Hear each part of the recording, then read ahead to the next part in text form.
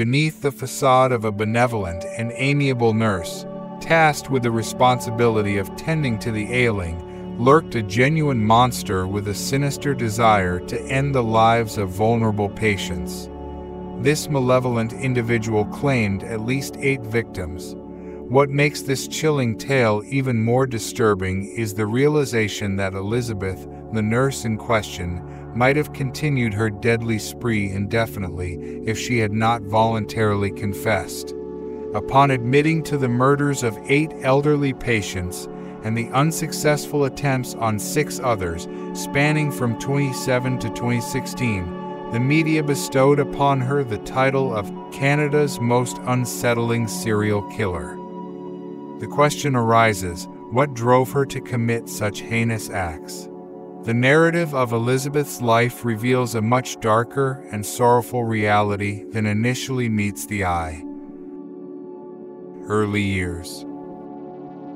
Elizabeth Tracy Bethy Wettlaufer entered the world in 1967 in the quaint Canadian town of Woodstock.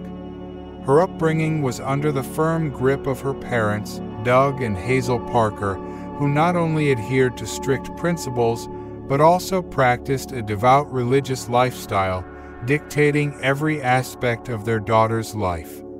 Under their control, Elizabeth's friendships, extracurricular activities, and even hobbies were handpicked by her parents. During her early school years, Wettlaufer was characterized as a reserved and awkward girl frequently subjected to bullying. With her parents influencing every facet of her life, she found herself without genuine companions, lacking the support of anyone willing to stand up for her. Transitioning to Huron Park High School in the mid-1980s marked a slight improvement in Elizabeth's life. She found solace and a sense of accomplishment as the goaltender for the school's hockey team, where she exhibited notable skill. In her teenage years, Wettlaufer grappled with the realization that she was attracted to girls. Hindered by her religious upbringing, she attempted to suppress these feelings, leading to a growing internal conflict. Elizabeth later revealed that this struggle fueled a self-loathing that eventually extended to those around her. Perhaps stemming from this inner turmoil, those in her vicinity began to detect traces of cunning and vindictiveness, traits she would become adept at concealing as she matured. Choice of profession. Originally inclined towards journalism, Elizabeth's career path took a different turn at the insistence of her parents, who steered her towards Baptist Bible College, compelling her to study medicine. However, the challenges did not end there. Her father, Doug, went a step further by enrolling in the same college, seemingly to keep a constant watch over his favorite daughter. Consequently, Wettlaufer's college years proved less than pleasant, with her parents even summoning her home on multiple occasions due to perceived excessive independence. Upon completing college, Elizabeth secured a position in a local social service agency, where she engaged with individuals facing disabilities. Subsequently, she opted to further her medical education at Conestoga College, pursuing a path that would lead her to become a registered nurse. Relationship difficulties. In 1997, at the age of 30, Elizabeth entered into a marriage with Donnie Wettlaufer, a truck driver. However, this union lacked genuine affection on her part, and she harbored a strong aversion to having children. For Elizabeth, marriage served as a means to break free from the pervasive control imposed by her parents. During this period, she grappled with the onset of bipolar disorder, a condition she self-diagnosed. Fearing the potential jeopardy to her nursing license, Elizabeth refrained from seeking professional medical help. Resorting to pilfering medication for self-treatment, she was eventually caught, leading to a precarious situation with her employment. Somehow managing to resolve the issue, she voluntarily left the hospital.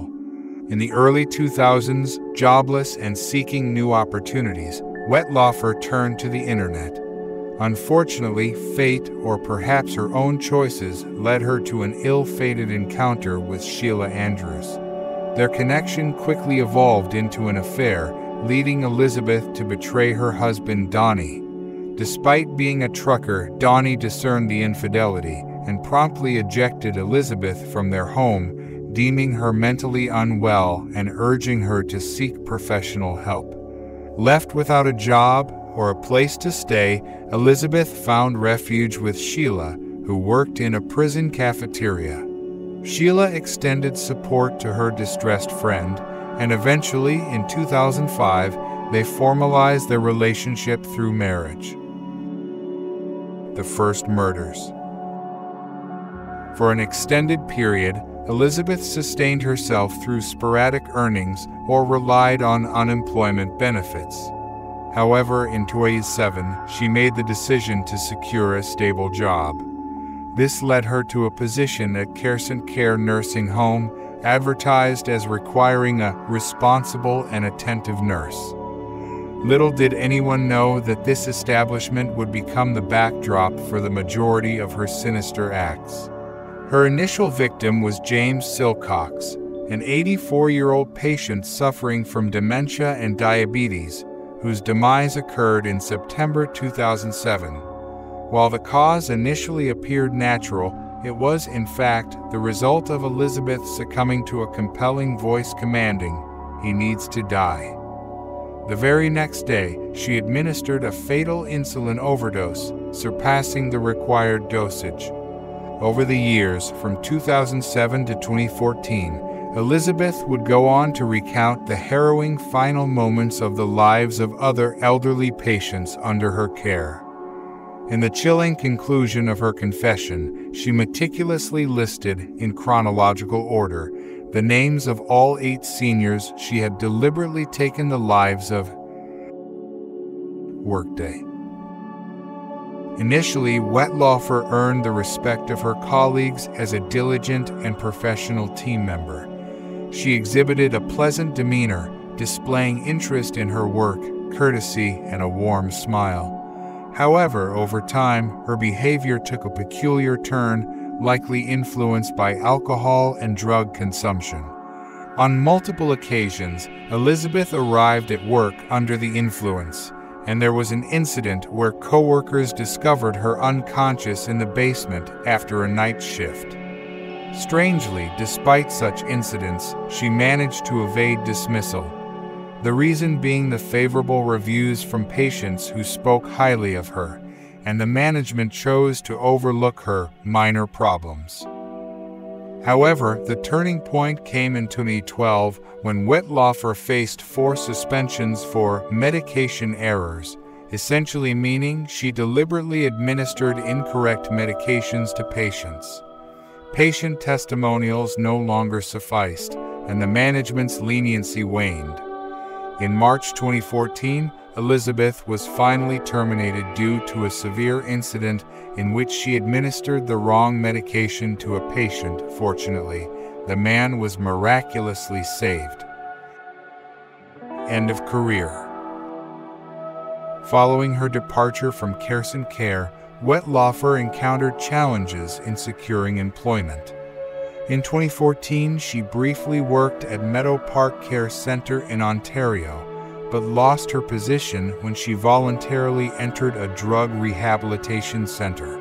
Subsequently, Elizabeth took on several temporary roles at different healthcare facilities, never maintaining a position for more than 3-4 months. Recognizing the inability to overcome her addiction independently, she made the decision to seek professional help. On September 16, 2016, Elizabeth found herself at the Center for Addiction and Mental Health in Toronto. It was there that the 50-year-old nurse penned a comprehensive multi-page confession, chronicling the names of elderly patients whose lives had been tragically affected under her care. Confession. Within her confession, alongside detailing the murders, Wettlaufer revealed a profound anger directed at the victims, life itself, and her profession.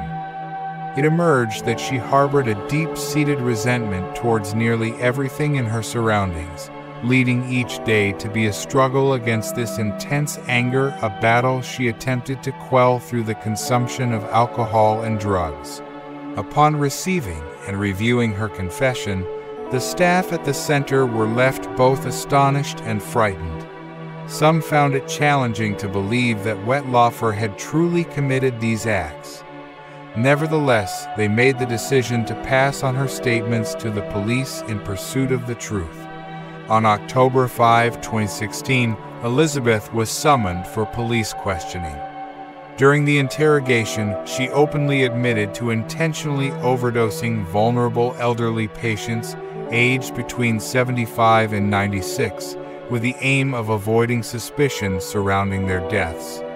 Interestingly, family members, as well as doctors, had attributed the deaths to natural causes. In the course of a 2.5-hour interrogation, Wettlaufer confessed to the deliberate killing of 8 individuals. Additionally, she disclosed that she had attempted to end the lives of 6 other people, though they miraculously survived. Evidence and trial. Despite the alignment of the patient's time of death with Wettlaufer's account, lingering doubts plagued the police, and they lacked sufficient evidence to press charges. Consequently, Elizabeth was released and taken in by her elderly parents, who grappled with disbelief over their daughter being accused of murder. However, Wettlaufer's respite under the shelter of her parents was short-lived. Substantiating evidence emerged, leading to her arrest on October 24, 2016, and the formal filing of charges for 8 murders. The news of her arrest unleashed a wave of public outrage, with Elizabeth's heinous actions eroding confidence in Ontario's aged care system. Authorities openly admitted that, had it not been for Wettlaufer's voluntary confession, the murders might never have been uncovered. Surprisingly, revelations later emerged that Elizabeth had attempted to halt the murders. Between 2014 and 2016, she confided in a few acquaintances, including a former partner and her pastor, but her disclosures were not taken seriously. During her court proceedings, the former nurse declared, "I knew the difference between right and wrong, but I was visited by waves that I couldn't control. God or the devil or someone else wanted me to do it, and I was obeying him. I thought I'd get a rush of energy from killing, but I never enjoyed it. I felt more and more horrible after each death." On June 27, 2016, Wettlaufer received 8 life sentences, 1 for each murder, without the possibility of parole for the next 25 years. The presiding judge characterized her as a shadow of death who committed some of the most egregious murders he had ever presided over. I hope you liked this story. Please don't forget to leave a comment sharing with your thoughts below. Give a thumbs up this video and remember to hit that subscribe button to stay tuned for more captivating stories. Thank you for joining us on this remarkable journey, and we'll see you in the next video.